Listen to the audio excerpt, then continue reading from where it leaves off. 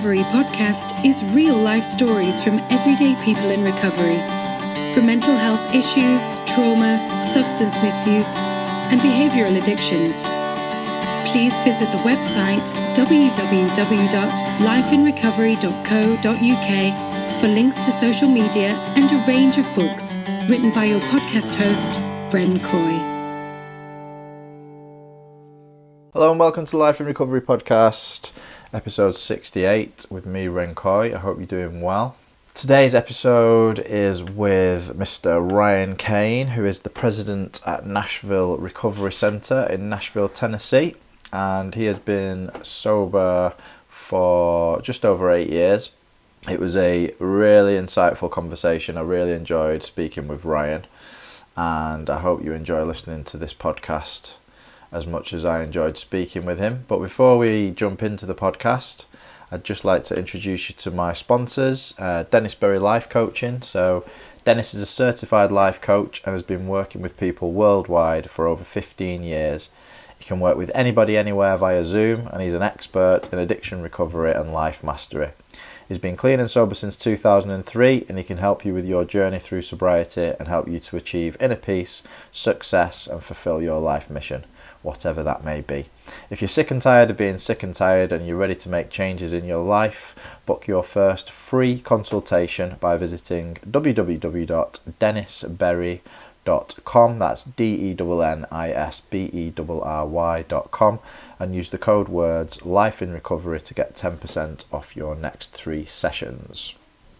I'd also like to introduce you to sugaraddiction.com, which is pioneered by a former podcast guest of mine, Mr. Michael Collins, episode 20, and he's doing some amazing work out there in the world of recovery. So since 1985, he's helped thousands of addicts get and stay sober, but during that time, his special passion has been to help recovering addicts who've turned to sugar after they got sober.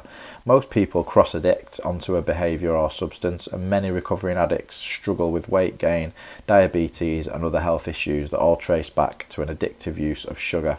In most cases, quitting sugar is even harder than quitting drugs and alcohol. So if you think you might need a little help with your sugar addiction and you've come to the point where you'd like to learn more, Michael is offering a free copy of his book, The Last Resort Sugar Detox Guide, to all my listeners. Just go to sugaraddiction.com/life in recovery and download your free copy. And if you're really serious, check out his 30-day sugar freedom challenge whilst you are there. So that's sugaraddiction.com/life in recovery. I'd also like to introduce you to the Recovery Coach Training Academy from Helios Recovery, and this is for anyone who's interested in helping remove barriers and obstacles to recovery and serving as a personal guide and mentor by becoming a recovery coach. Recovery coaching is a form of strength-based, healing-centered support for persons in or seeking recovery from alcohol, substances, and other addictions. Similar to life and business coaching, recovery coaching is a type of partnership where the person in or seeking recovery self-directs their recovery while the coach provides their expertise in supporting successful change. Recovery coaching focuses on achieving any goals important to the individual. Helios Recovery Services is offering a digital recovery coach academy and ethics training on January the 25th to 30th, 2021. This training includes core competencies for recovery coaches with additional training on ethics, boundaries, medication-assisted treatment, gambling and more.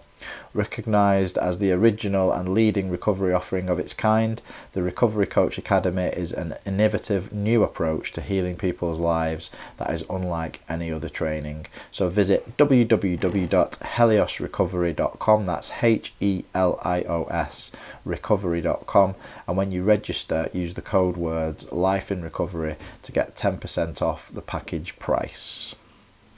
And without further ado, I give you Ryan Cain.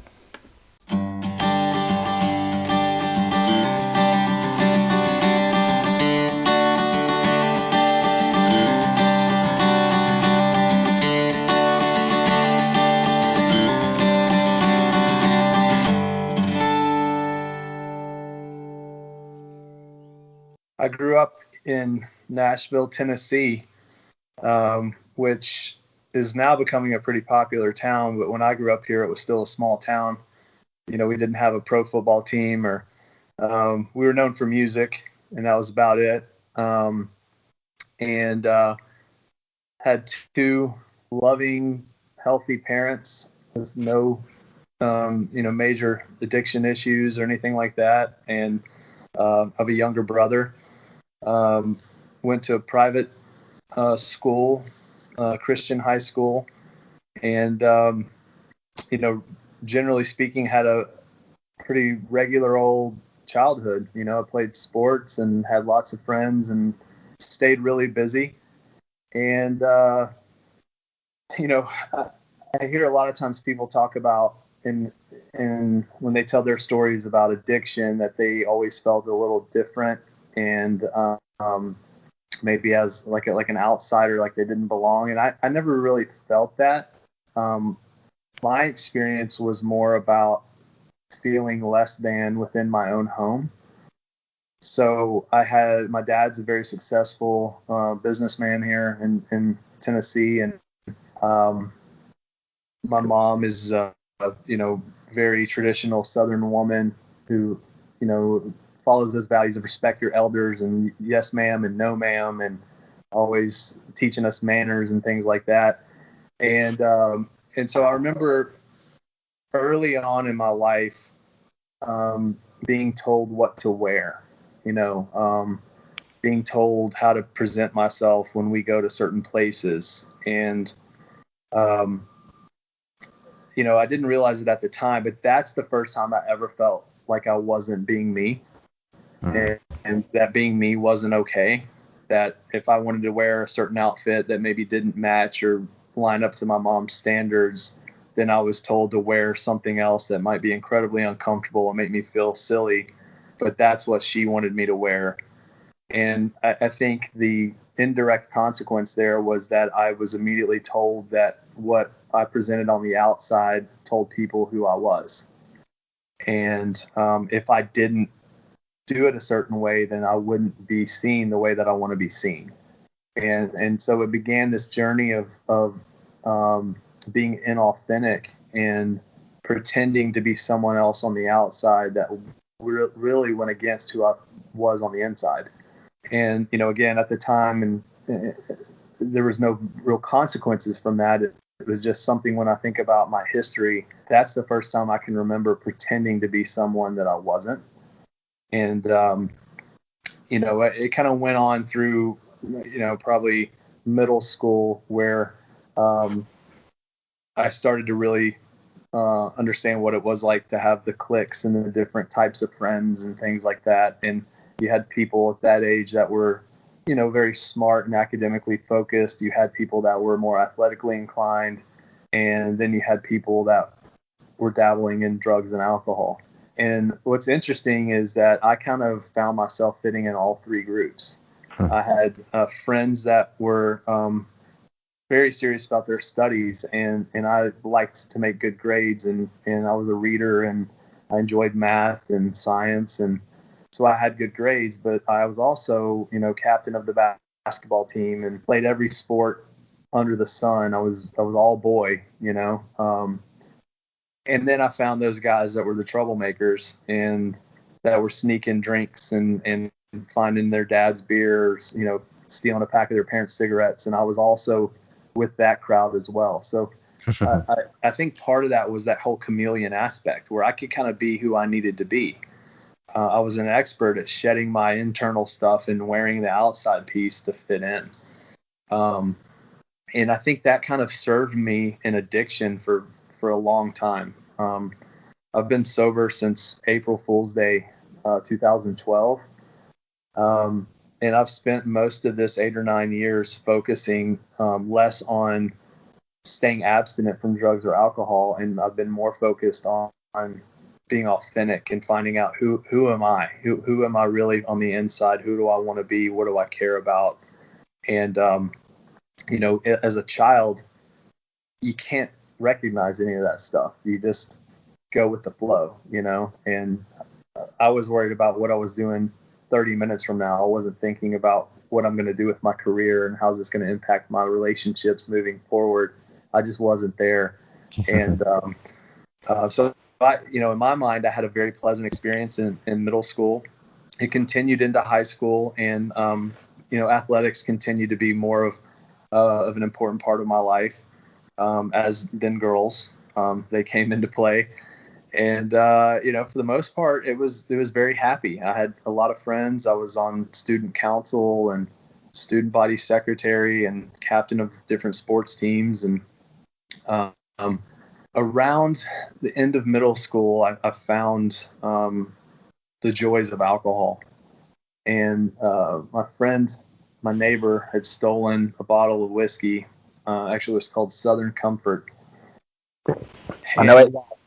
Yeah, we had a trampoline in the back and between our yards. So we decided to have a camp out on the trampoline one night in the summer, and he showed up with the Southern Comfort, and we drank jumping on the trampoline, and never forget that euphoria I felt. And I just thought, this is the most amazing thing ever. I got sick as a dog about an hour later, and had to go stay the rest of the night inside. My parents knew that I'd drank alcohol, and my mom, I remember her saying, "See, you're probably never going to want to drink again."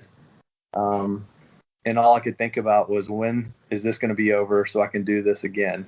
Because I knew it just felt great, and I wanted to chase that feeling again. And I think, it didn't happen very frequently after that, but it certainly was on my mind.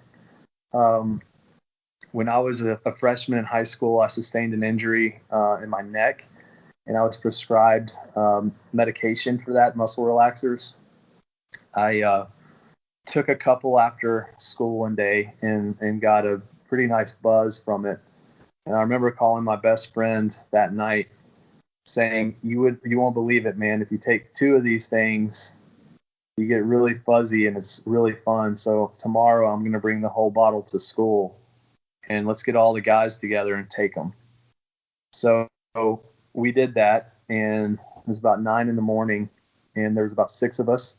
Took the entire bottle of pills, and by about lunchtime, we were dropping like flies, and teachers were busting us, and people were falling off the track at gym class. The principal saw me in the hallway and made me walk the line in the gym on the free throw line to see if I was drunk. People were scribbling on the boards, and they didn't know what was happening. So we all got called into the office, and the parents came to get us, and I ended up getting expelled from school because I was the one that brought the drugs. Luckily, I played sports there, and the principal and I were friends, and he allowed me the opportunity to work for free all summer and clean the football fields and the baseball fields and do manual labor to work my way back into the school, which I did. And so from my freshman year on, I was kind of listed as a black sheep at the school because I had been the guy who had brought the drugs. So I spent a couple of years just still using and drinking occasionally, but trying to be very smart about not getting caught. Still had a diverse group of friends where I had school, studious friends, I had athletic buddies, and then I had using buddies. And eventually, my senior year in high school, I had a severe knee injury playing basketball, and I tore my ACL. And that was the first time I was prescribed opioid pain medicine. And it was like a brand new world. Everything was more exciting. I felt very confident. My Pepsi and Coke tasted better. My pizza tasted better. And I just wanted to have that feeling all day, every day. And so I began using pills at 17 years old on a pretty regular basis. And again, combining that with alcohol, smoking some marijuana. My athletic career was essentially over.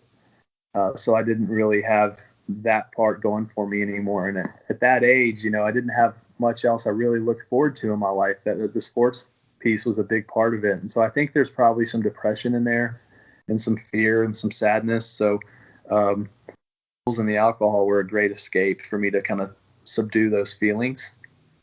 Feelings of loss loss and the grief. Yeah. Yeah.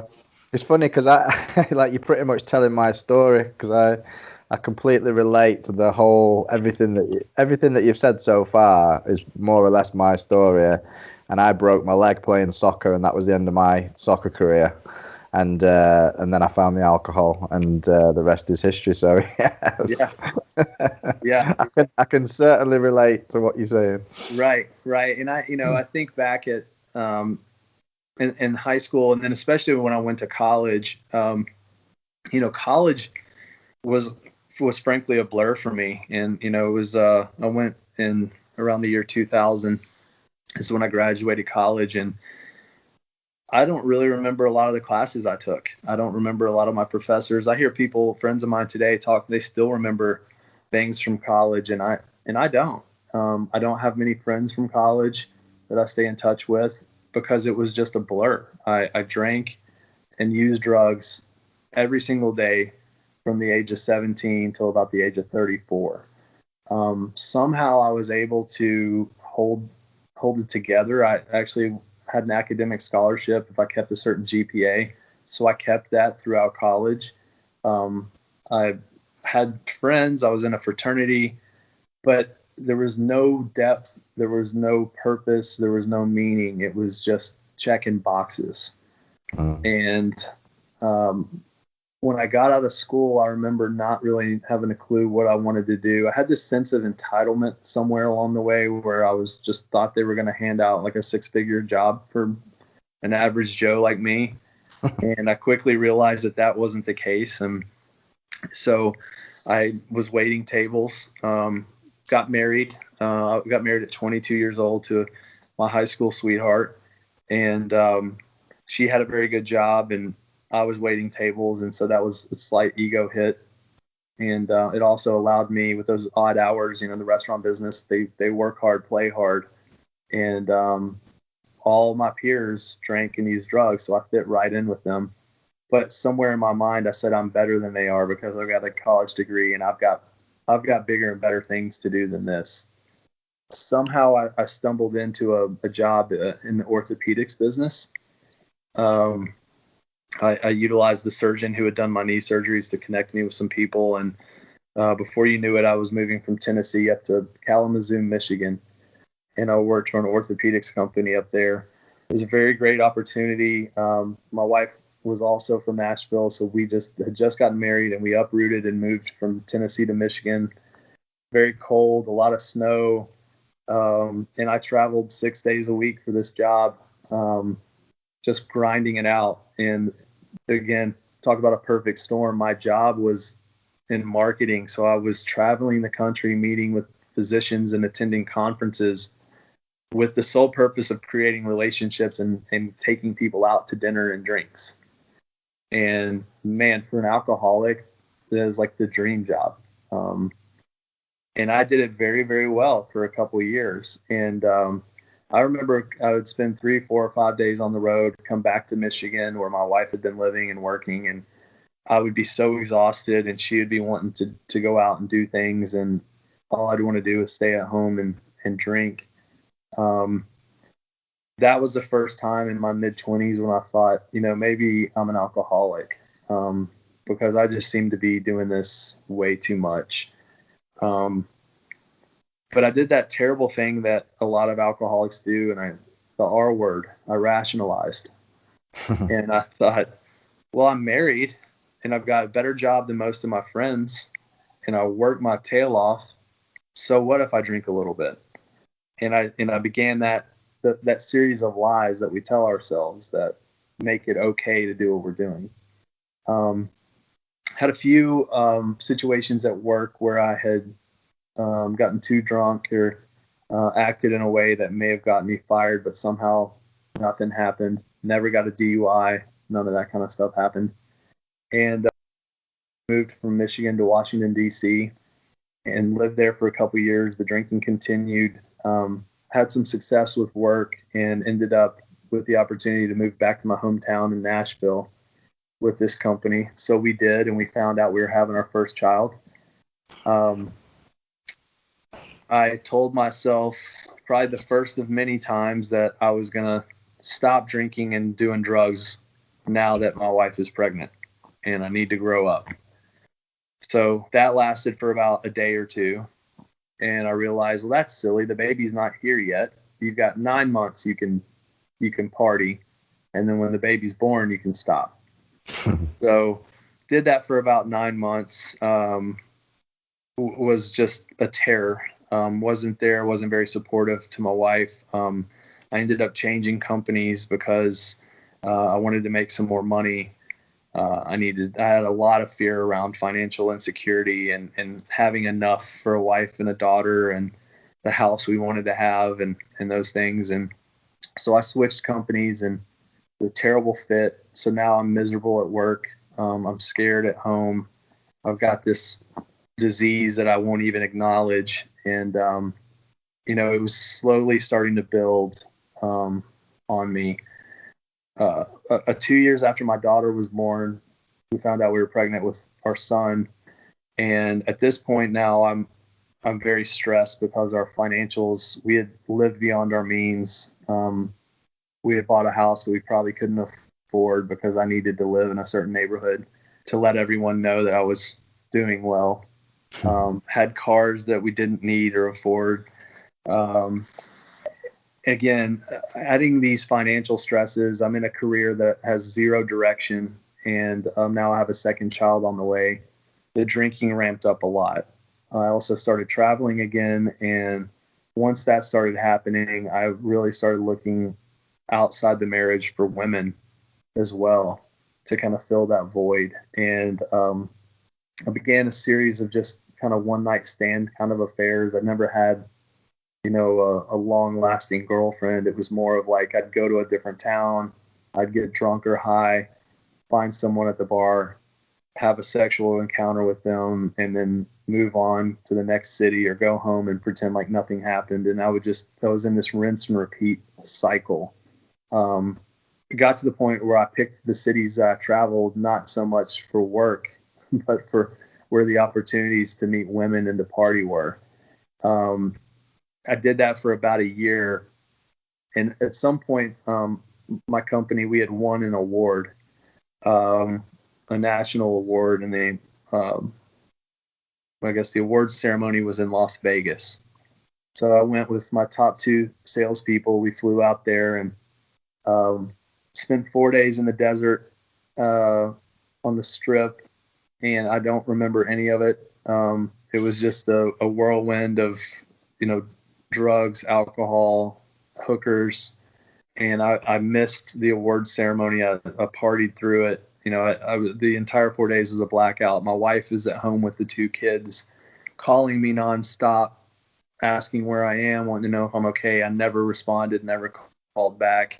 I'd pulled about $4,000 or $5,000 out of our checking account over those days, and didn't have a gambling problem. That was like the one vice I didn't have. And my wife wanted to know what happened to the money. I told her I'd gambled it away. But the truth is I'd used it on drugs and women.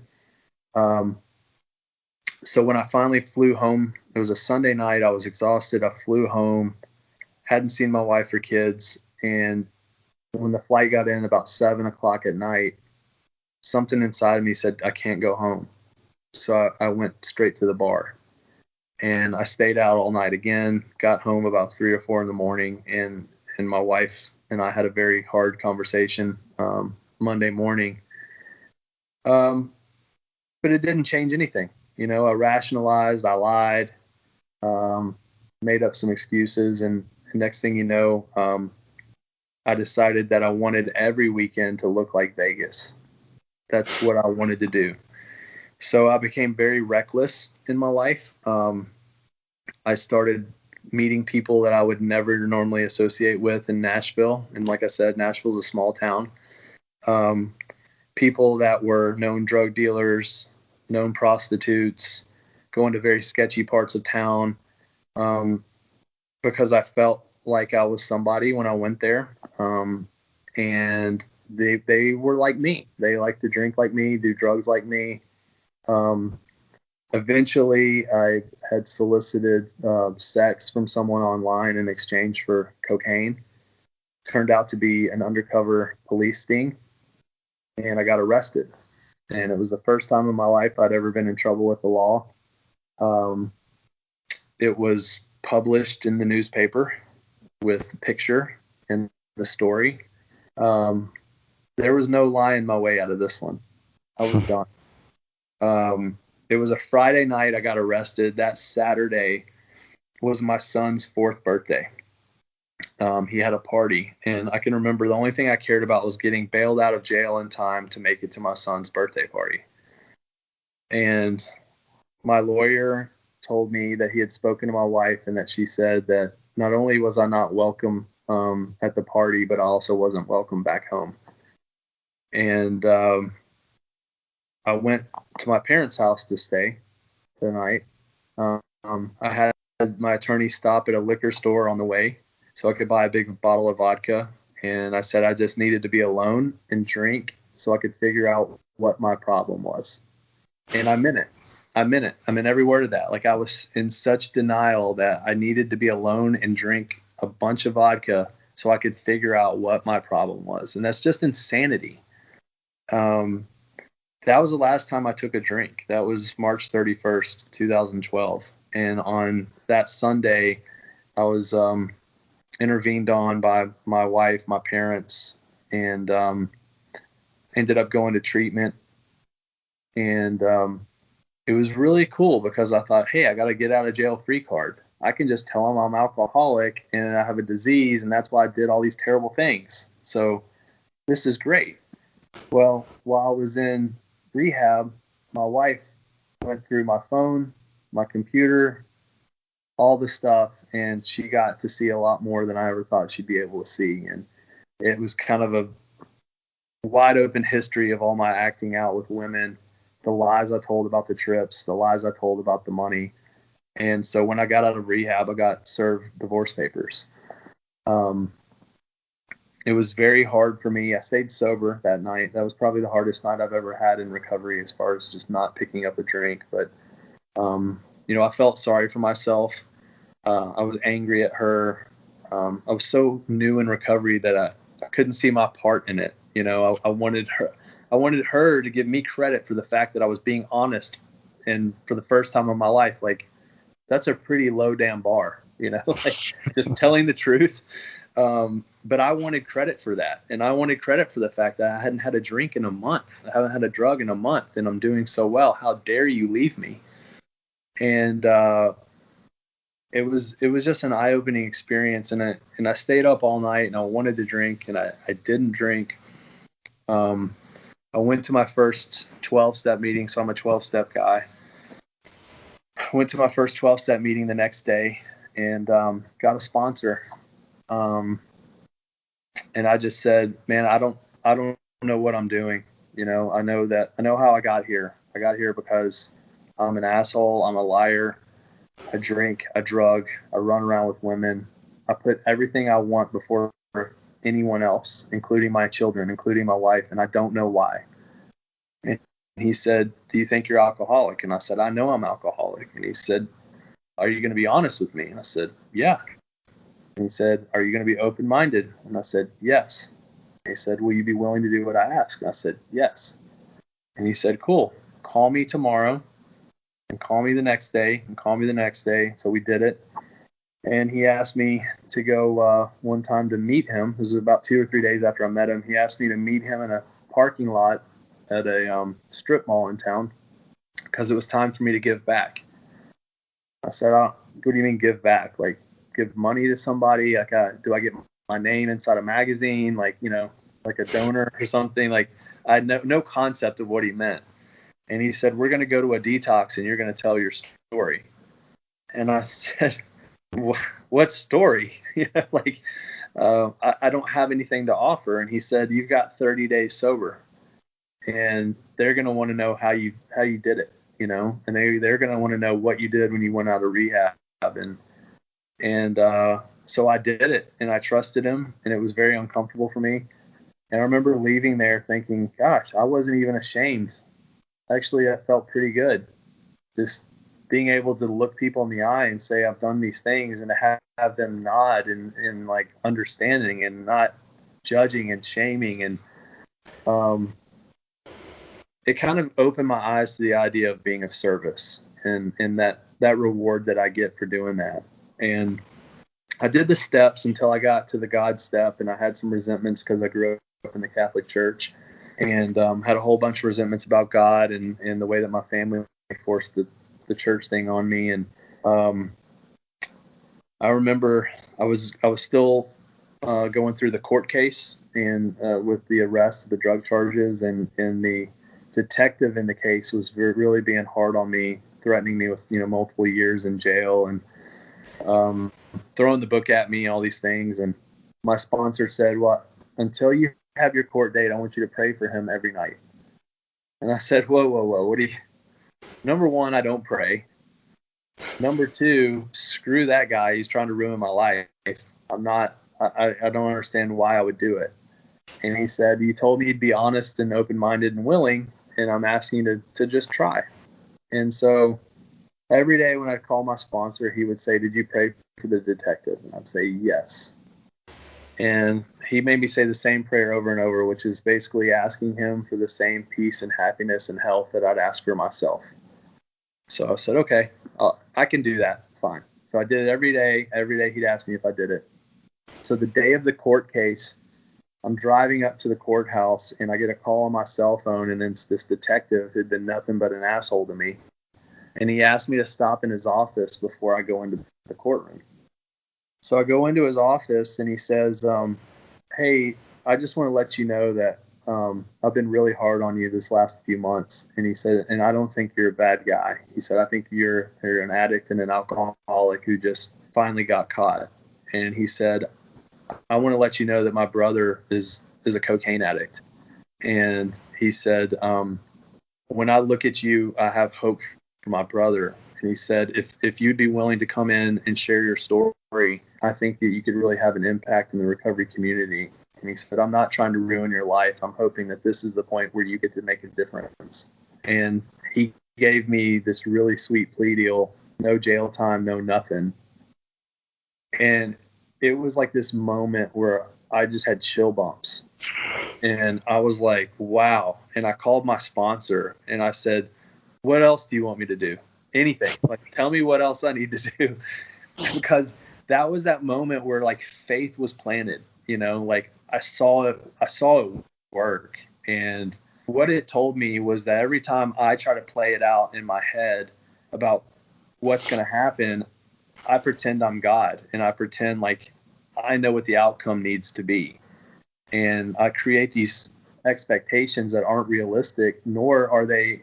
A lot of times they are less than what they could be. They could be way bigger than what I can see in my own mind. And I began this idea of like just being a servant and doing what I was told, and just being a person that was immersed in the program. I took the rest of the steps very seriously. I did a very thorough fifth step, did a lot of hard work on the amends, and continued to practice 10, 11, 12 every day. And, as a result, my life has really just blossomed in so many ways. And I have to continue to remember what those stories were like at the beginning, because that's the stuff that, even telling the story to you today, I can still feel it. I know what it felt like, the fear and the shame that I had with the arrests and the secrets and the lies that I was so afraid of someone finding out, and that weird sense of relief that I had when I was in AA, and there wasn't any shame or guilt attached to it. It was love, and it was acceptance, and it was also solution. Like, here's what we do. And my misconception was that I was going to go into AA and they were going to teach me how to not drink. And what I've realized is you go to AA because it teaches you how to live. And it gives me so much hope, and my relationships today have real depth and meaning. And I do service every day, and I don't even know it's service. It's just second nature now. And it's just, like I said, it's if I would have had my own expectations about what this would look like, and 8 or 9 years, I would have sold myself in the program so short. I'm just so grateful for where it's taken me. And even looking back at the way I got here was not a straight line, and it was not without pain and real consequences. But man, it was so worth it.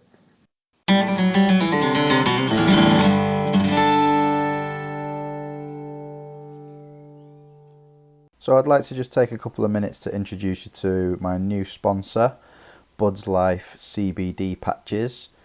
Now, Bud's Life CBD patches are completely legal in the UK. They don't contain any of the THC or have any psychoactive effects of cannabis.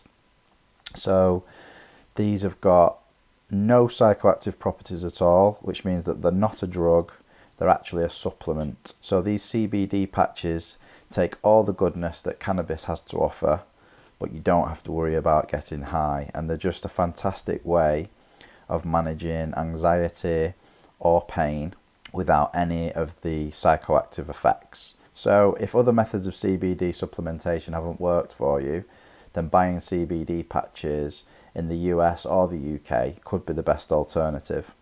Go to www.budslife.co.uk, or you can check them out at instagram.com/BudsLifeCBDUK or facebook.com/BudsLifeCBDUK.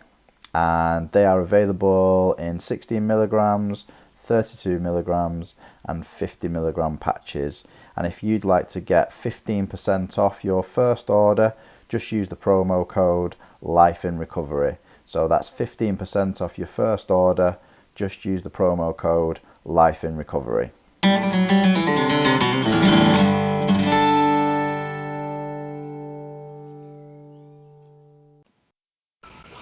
What's your life like now then? So you work in the recovery field now, don't you?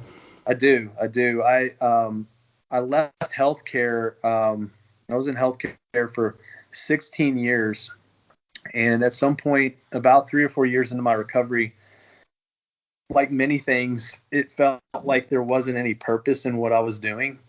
Like I'd selected that business because it was going to pay well. And if I made enough money, I was going to be happy. And recovery taught me it's not about that, you know.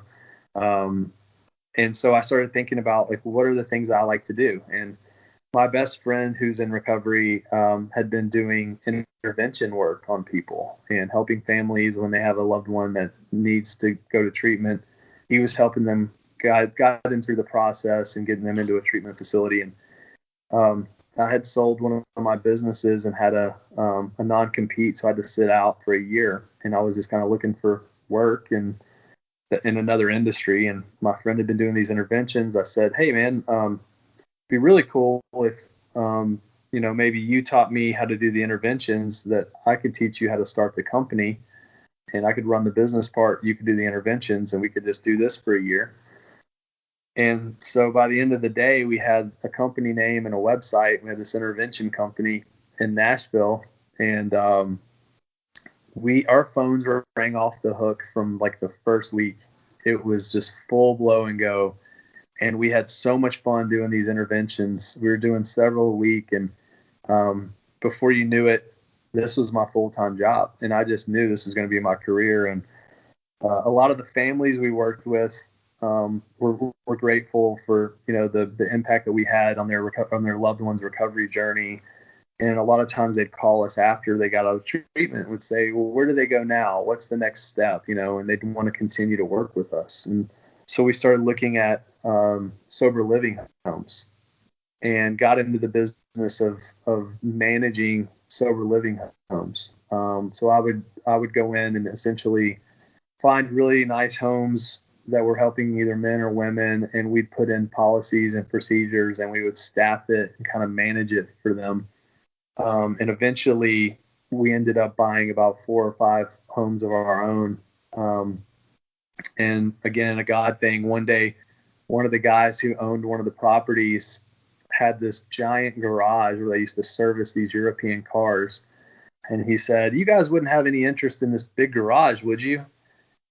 And my partner Darren and I looked at each other. We were like, hell yeah, we do. We want to make it into this giant recovery community center. So we leased this garage, we painted it, made it really cool, and added a bunch of flat screen TVs and put, a bookstore and a coffee shop in there and a vape store, and just made it full of 12-step meetings and recovery concerts and sober events. And it just kind of took off. And that's the Nashville Recovery Center.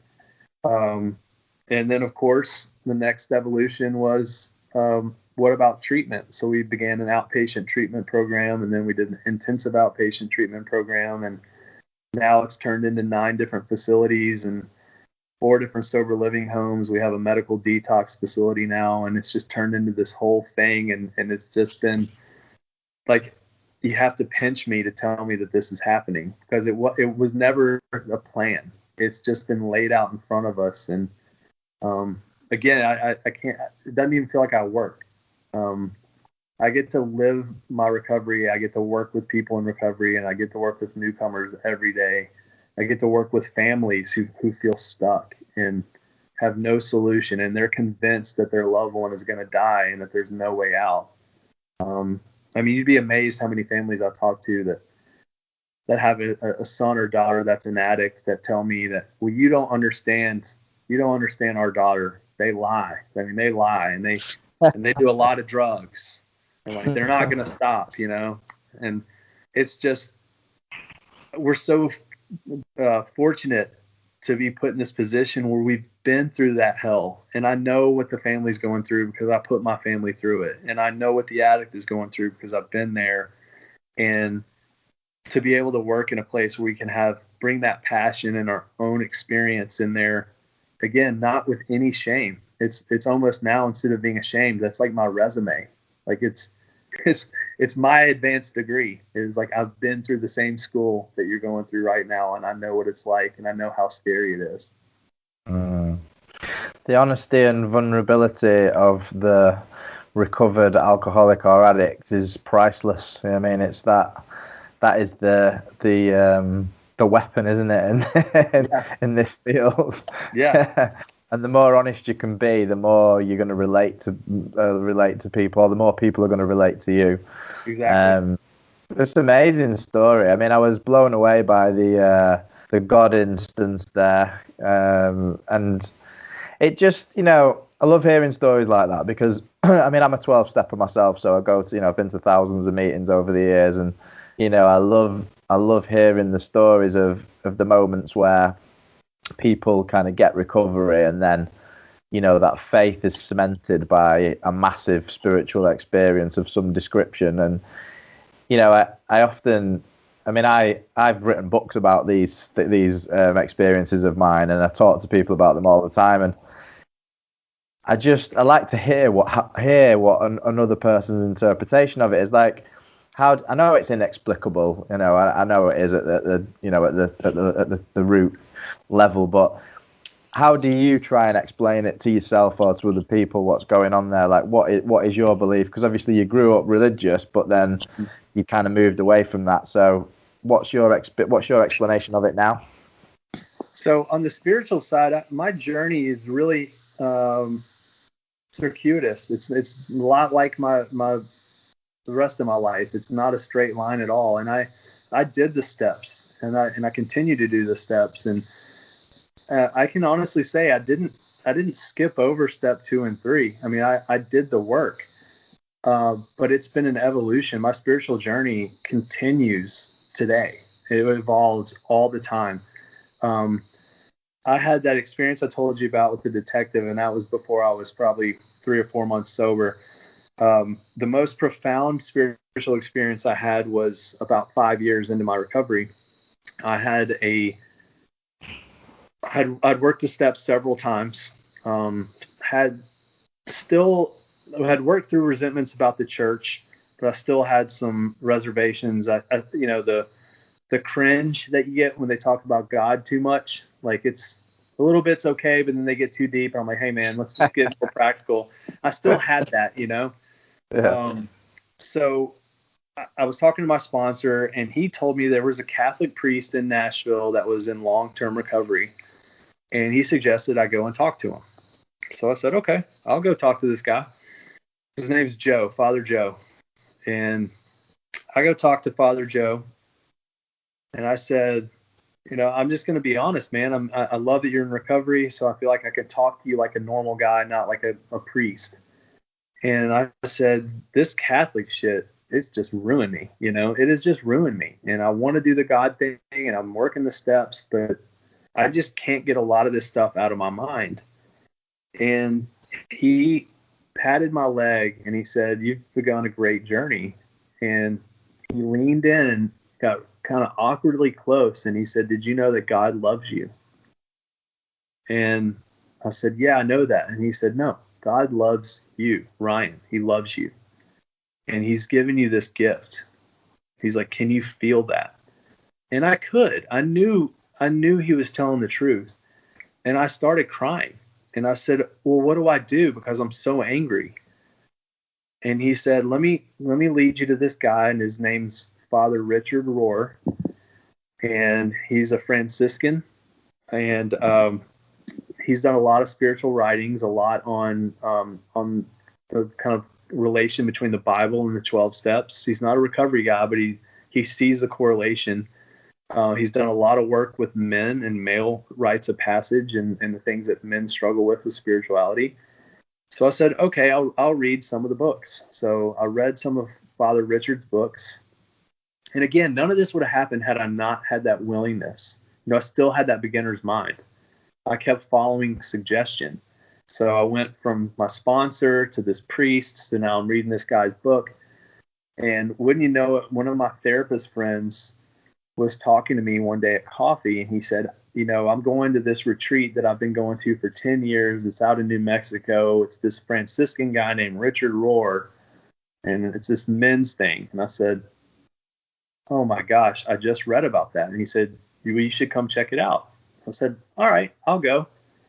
So I booked this trip to New Mexico, and they say pack a journal and a drum, like an Indian drum. And I'm like, I don't have a drum. Like, what are you talking about? And I go to this thing, and I'm like, what am I doing here? It's in this desert resort, and there's all these old men there, and they're all in this big room pounding these Indian drums, dancing around like idiots. I mean, they're just going wild, and they're hooting and hollering.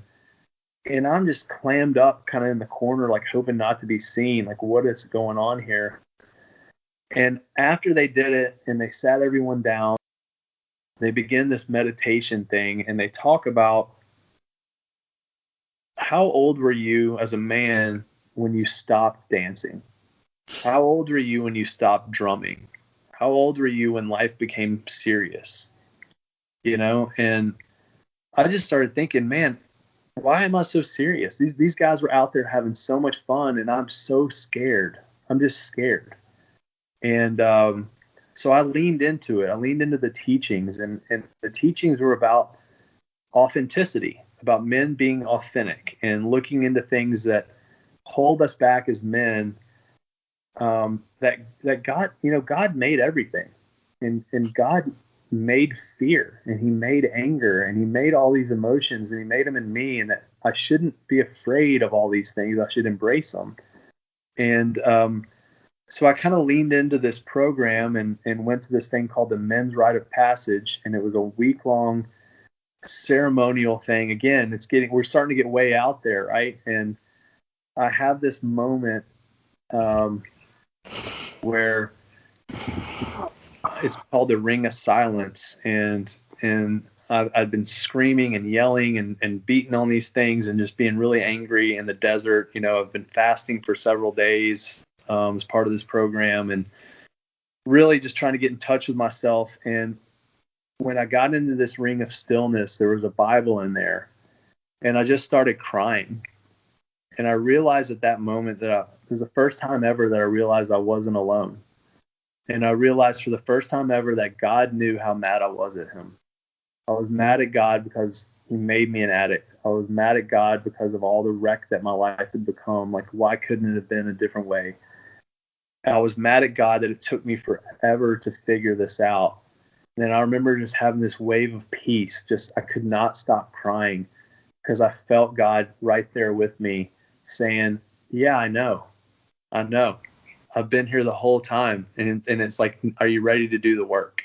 Because I'm still here. And it was profound peace and clarity. And ever since that day, spirituality comes easy for me. I see God in everywhere. I see God in a dog running up and kissing me on the face. I see God when I go on hikes. I see God when I see strangers do nice things for other strangers. It's not sitting on the front row at church on Sunday from 10 to 11 where I'm supposed to find God. And that's been the biggest change for me, is that he's everywhere for me. And again, it's something that's deeply personal for me. And I love that anyone that's on the journey, wherever they are, I respect it, because I know how scary it is and complicated and how polarizing it can be. And for me, it's less about belief. It's not about getting it right or getting it wrong.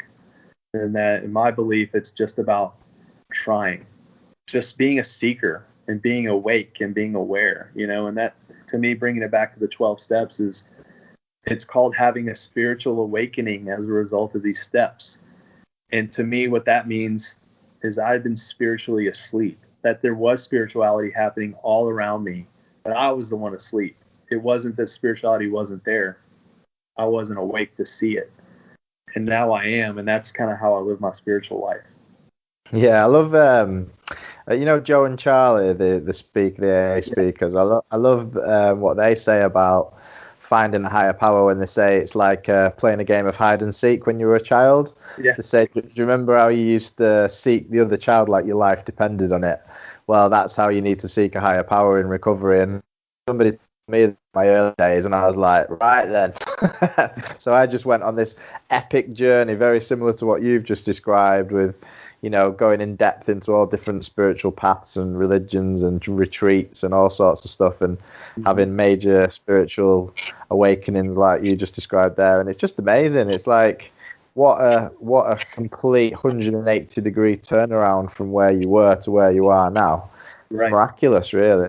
A question I wanted to ask you, when you talked right at the very beginning about your childhood, and you were saying that, that you grew up in quite a nice household and everything was cool, apart from the fact that the way I interpreted it was your mum was basically like controlling you, started to control you in a way.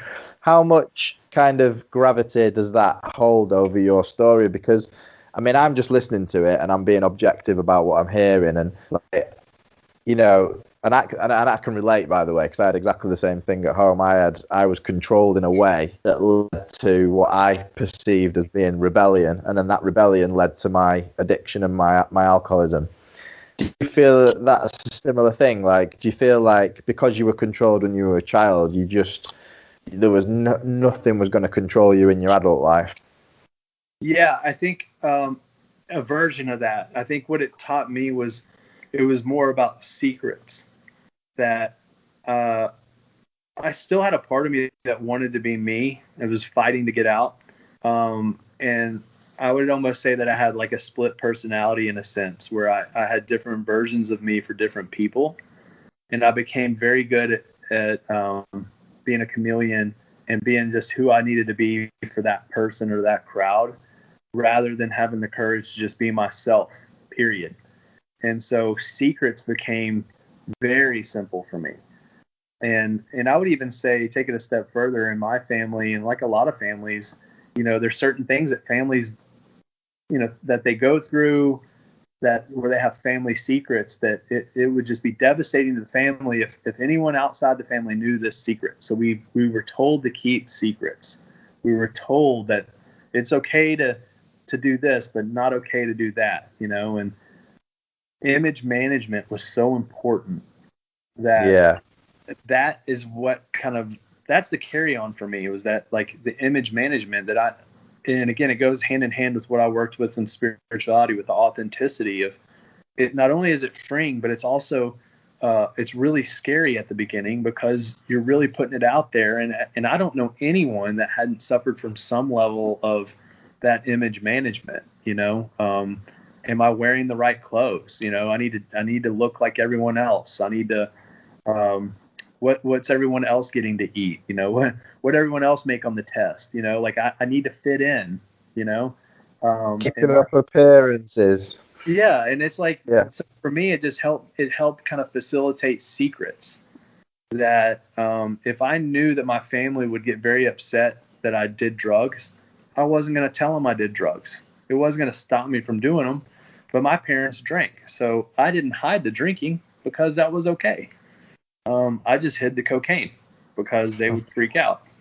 But then I had other friends that did cocaine but didn't cheat on their wives, so I didn't include them in that.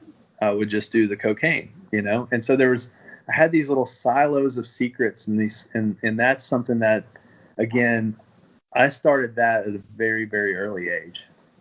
Yeah, me too. I completely relate to that.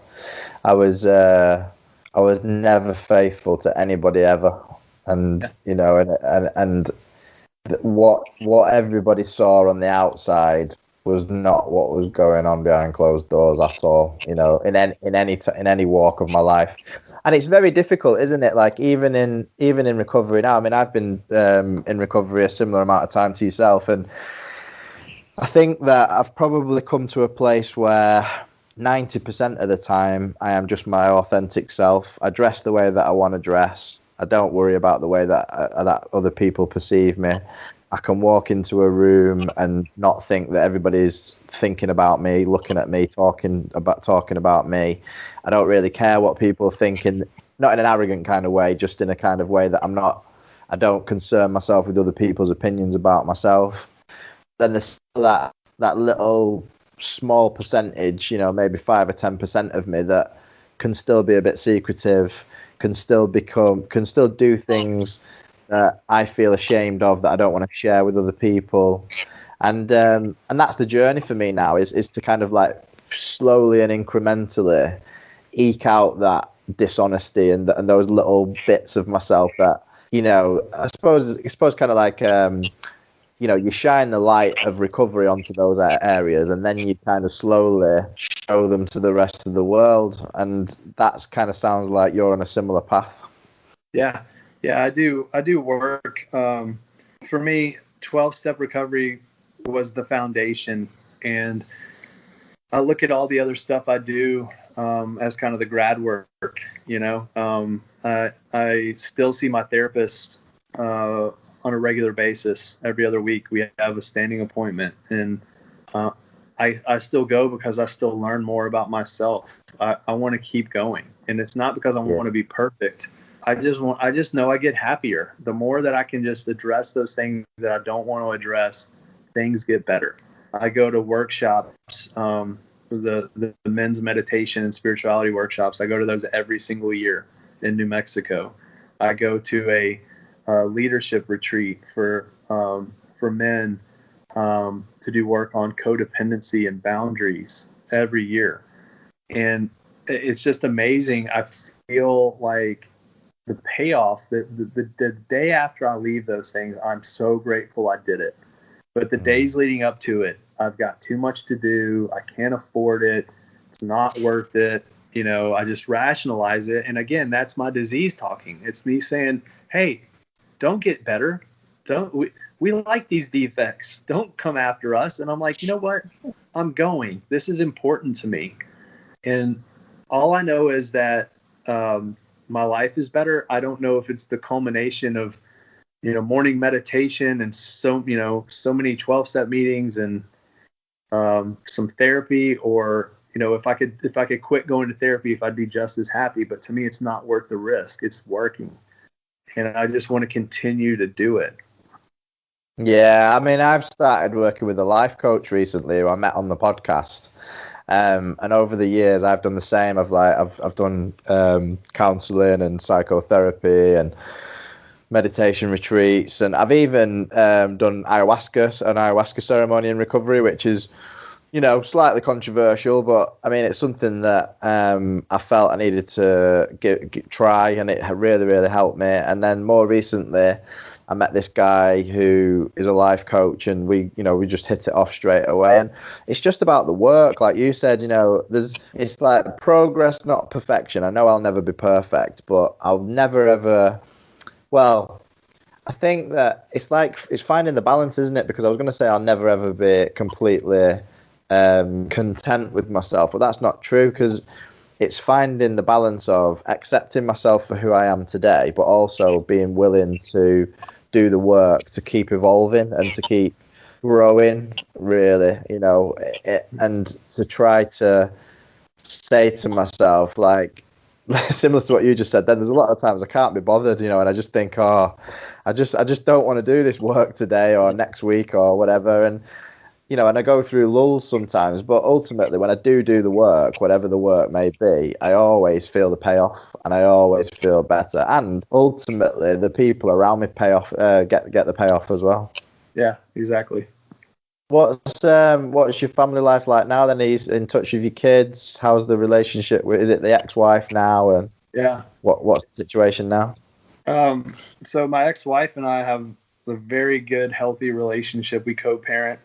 When I got divorced, I barely had any custody of the kids. About a year into my recovery, I got them half the time, and so I have two awesome kids, and we have a really, really good relationship, and they live with me half the time, with their mom half the time, and we have to text and communicate every day about cheerleading uniforms and baseball gloves and school problems, and we just we work really well together. She's remarried, and yeah, I mean, I think that's one of the miracles of recovery is just the relationships just get repaired.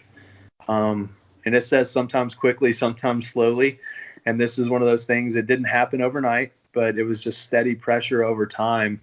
I probably don't even recognize it until someone like you asks me, how is it? And I'm like, wow, I haven't even thought of that. Like, it's great. It's not on my resentment list. Let me put it that way. Yeah. And what about yourself? So I'm currently dating. So it's been interesting, kind of figuring out, do I want to date someone in recovery, not in recovery? Is that even important to me? And what I've realized is that, it's more about the individual and what they stand for and care for. And as well as I do, being in recovery, it's pretty broad, and for me, it's about the individual. And but I can say that, the priorities that I have now in finding a relationship partner is so different. I want someone that respects the fact that I'm in recovery and is very supportive of the spiritual journey I'm on, and someone that, again, enjoys being themselves and being real. And I don't need a sugar-coated version of you. I'm a pretty raw guy, and I'm very honest, and sometimes that makes people very uncomfortable. People in recovery lean into that kind of stuff, but someone that's not, they're not used to that level of openness. And so I've been very fortunate to meet a girl who's very supportive. Cool. And what does life in recovery mean to you? Life in recovery, what does it mean to me? Yeah, what does it mean to you? Oh man, where do I start? I think the first thing is again the spiritual aspect. Enough can't be said about that. The misconception to me is that it's about not drinking, not using. That to me is not recovery.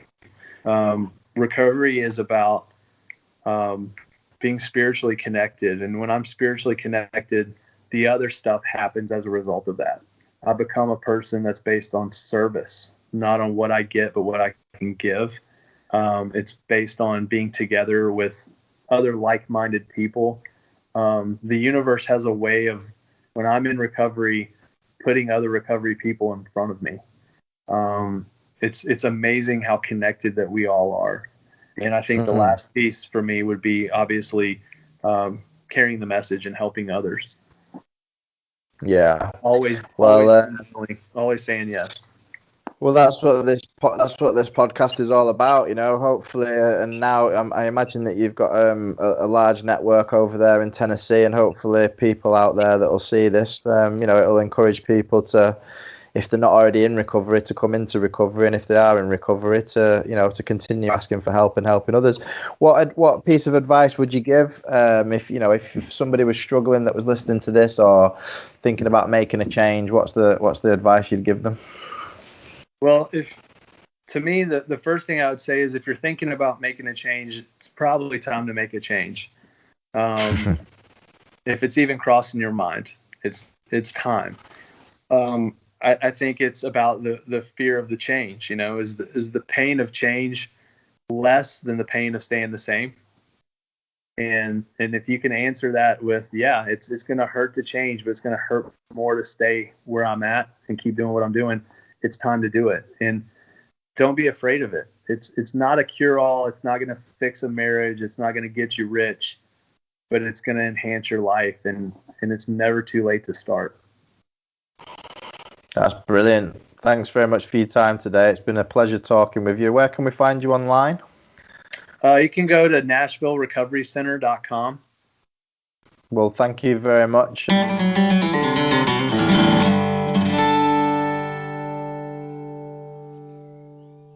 Thanks very much for listening, and if you've been affected by any of the subjects discussed in the podcast, check out the links underneath the podcast description for a range of mutual aid organisations, and also don't forget to check out www.lifeinrecovery.co.uk for all my books and social media links. And if you'd like to support the podcast financially, visit www.patreon.com/lifeinrecovery.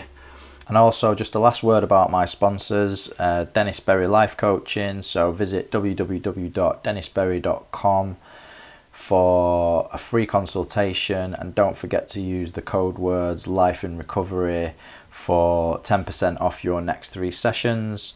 And also, if you visit sugaraddiction.com/Life in Recovery, you can download a free copy of Mike's book all about sugar addiction, and if you're really serious, check out his 30-day sugar freedom challenge whilst you're there. The podcast is also sponsored by Helios Digital Recovery Coach Academy. Go to www.heliosrecovery.com. That's www.heliosrecovery.com for the Recovery Coach Training Academy. We're also sponsored by Buds Life CBD patches. Go to www.budslife.co.uk. That's www.budslife.co.uk for a range of CBD patches and CBD oil to help you with anxiety and relax from stress. Peace and love, and goodbye for now.